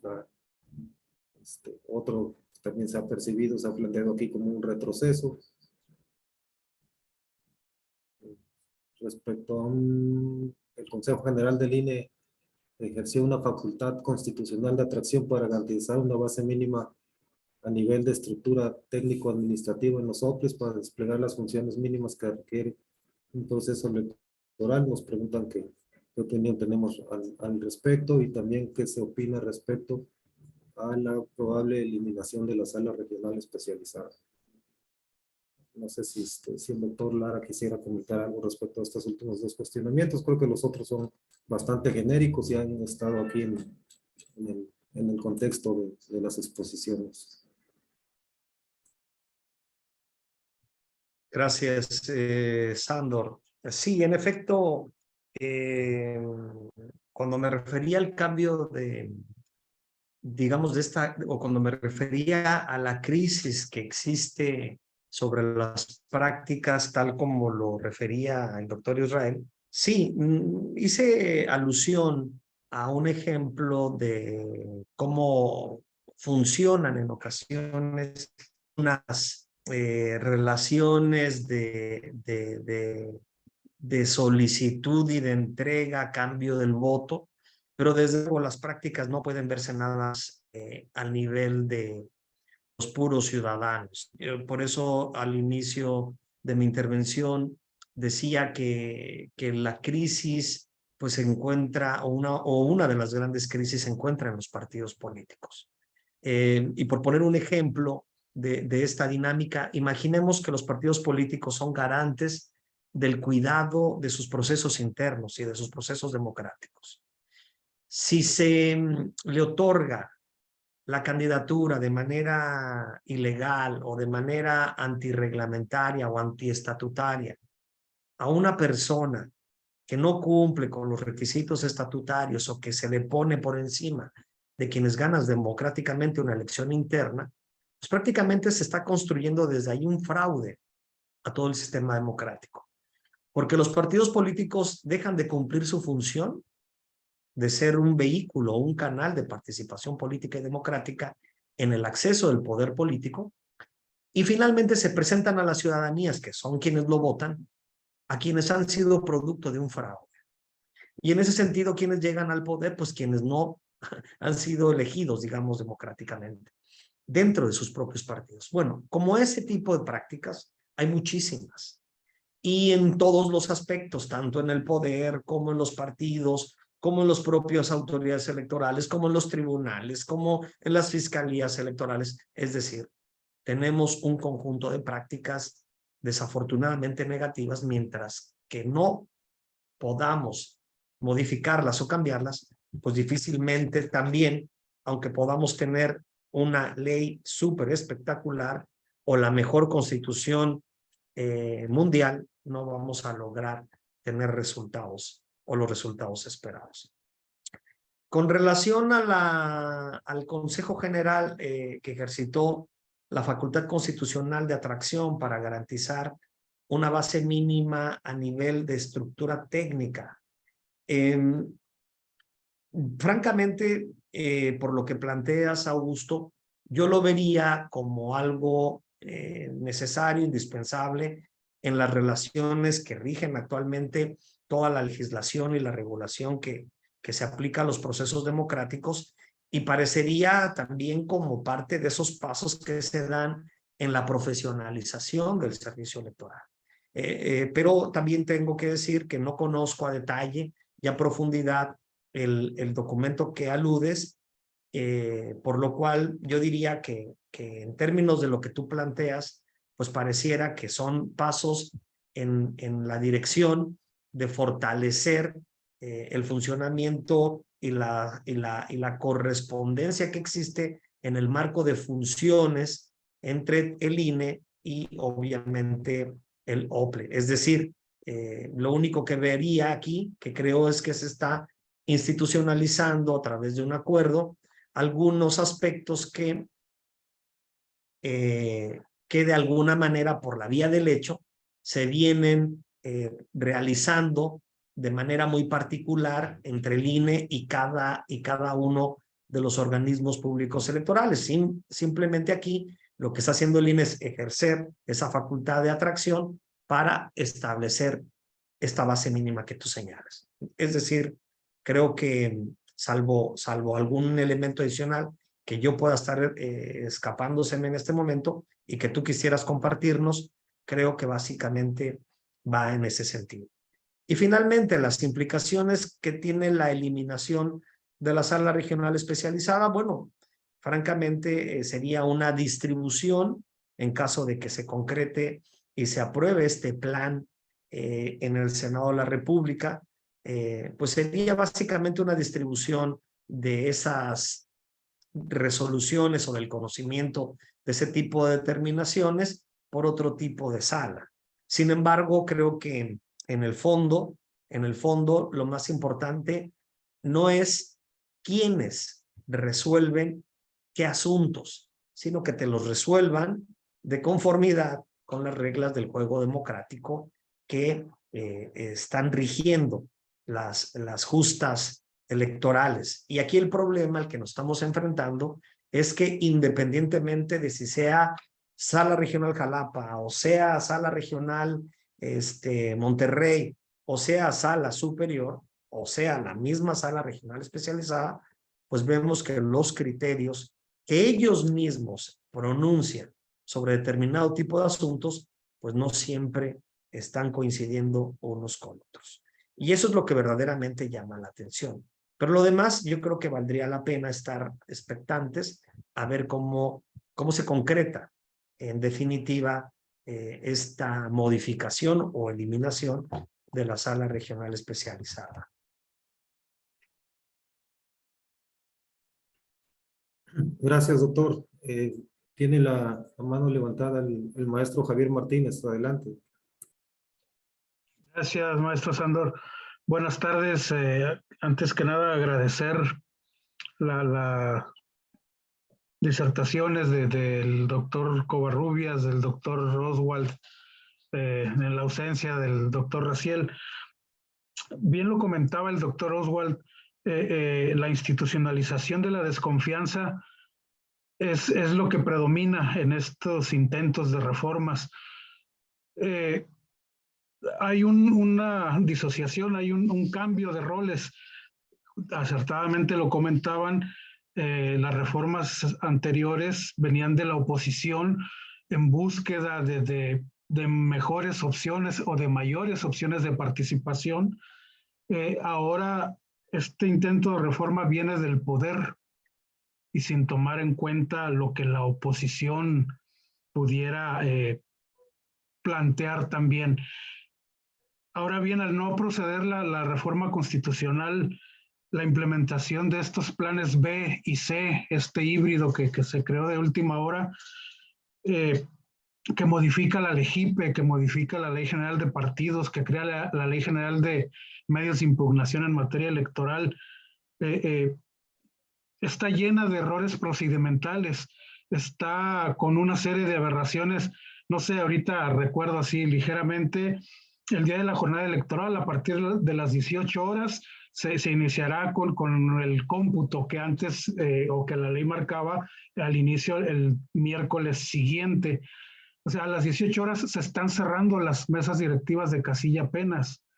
Entonces, ¿qué caso tiene interrumpir una sesión permanente de los consejos distritales, de los distritales y municipales locales para dar paso a esto, donde los medios de recolección apenas están dando inicio, donde se principia con el traslado de los paquetes?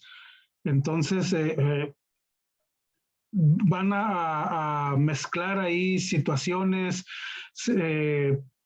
Pareciera que lo que se pretende es crear mayor desconfianza, mayor incertidumbre en cuanto a resultados electorales. El PREP se vuelve uno solo, con muchas características demasiado restrictorias.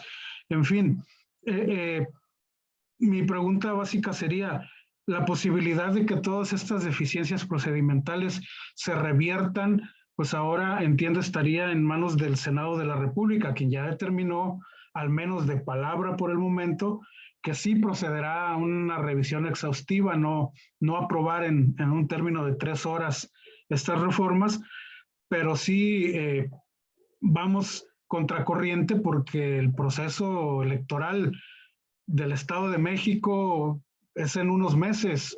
O sea, ya estamos en contra del tiempo, del reloj, y la implicación que esto representa. Sabemos que es el laboratorio de la elección nacional, el Estado de México, entonces hay riesgo de fracturas, de conflicto social que no se miden y que esta representatividad que dicen ostentar los partidos políticos se pierde porque al final de cuentas están dando cabida únicamente a instrucciones superiores y no al famoso sentido popular del que se pretende hacer uso. ¿Sería cuánto? Muchas gracias. Gracias, maestro. ¿Algún comentario por parte del doctor Covarrubias, del doctor Lara?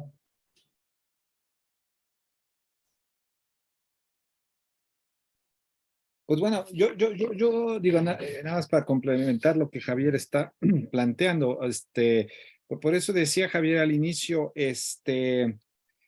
creo que al final hay un problema del tiempo, ¿no? O de los tiempos de la reforma, ¿no? Eh, porque se está yuxtaponiendo o se está empalmando precisamente con este proceso electoral, ¿no?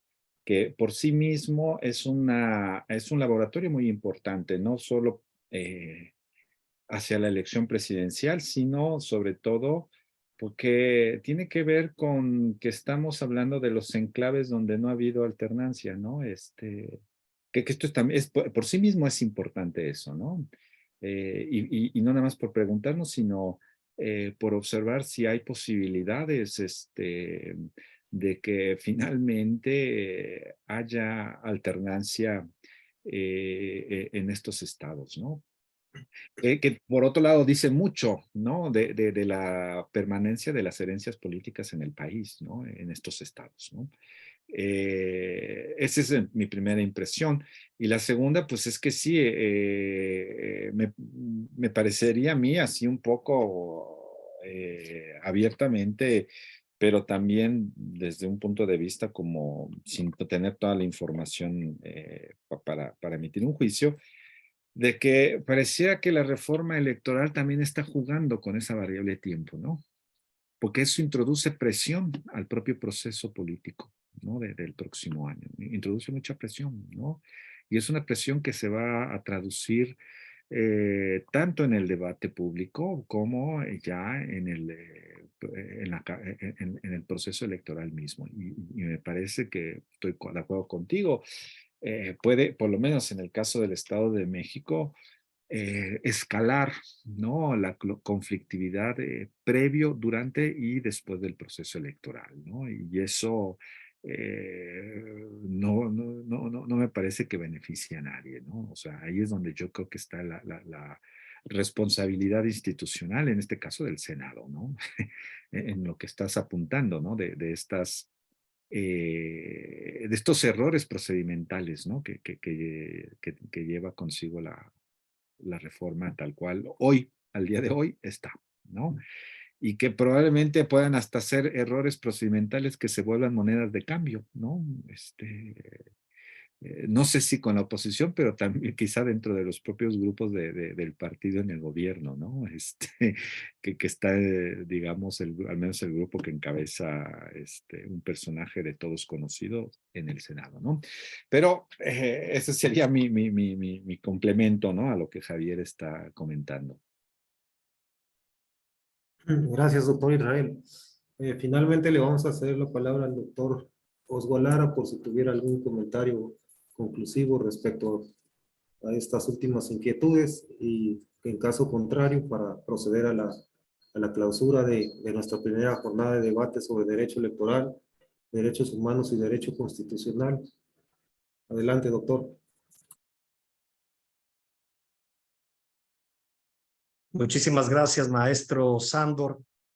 Pues en efecto, yo lo único que diría como reflexión final es que estos temas son temas apasionantes, que en efecto ahora mezclan tanto el derecho constitucional como a los derechos humanos y desde luego al derecho electoral, que en México tenemos pues todo un andamiaje pues bastante nutrido, cada vez más complejo y en el que cada vez se van incorporando pues más y más temas y más ramas del derecho.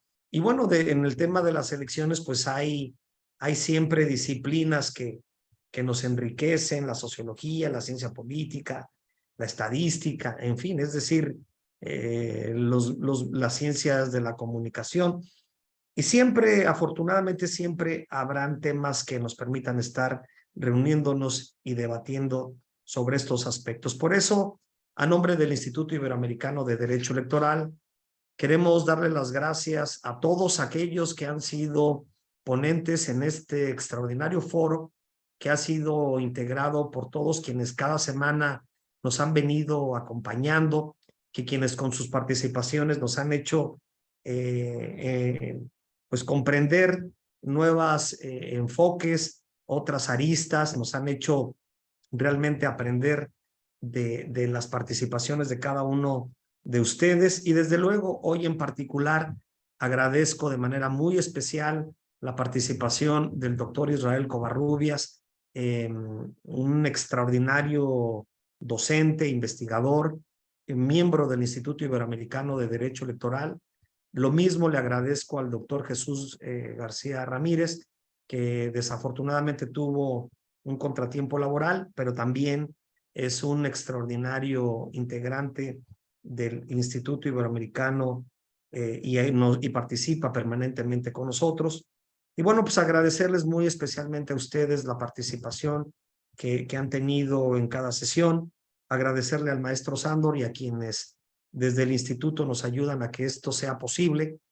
Y bueno, pues quisiera dar por clausurado haciendo las 20 horas con 2 minutos del 8 de diciembre de 2022, esta primera jornada de debate de derecho electoral, derechos humanos y derecho constitucional, no sin antes desearles que tengan una feliz Navidad, que pasen un extraordinario fin de año y que el próximo sean pues obviamente nutrido tanto para ustedes como para sus familias en salud, bienestar y dinero. Y desde luego hacemos un pequeño anuncio que el próximo año estaremos con las pilas recargadas, con más y nuevos cursos sobre temas de impugnación electoral y otros temas que también nos han requerido.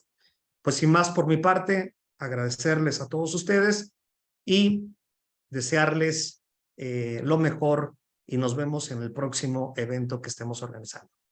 Muchísimas gracias a todos. Gracias, hasta mañana. Gracias. Gracias, exposiciones, doctor Oswald. Hasta mañana, gracias. Buenas noches. Muchas gracias, buenas noches. Buenas noches, gracias. Gracias, buenas noches. Gracias, buenas noches.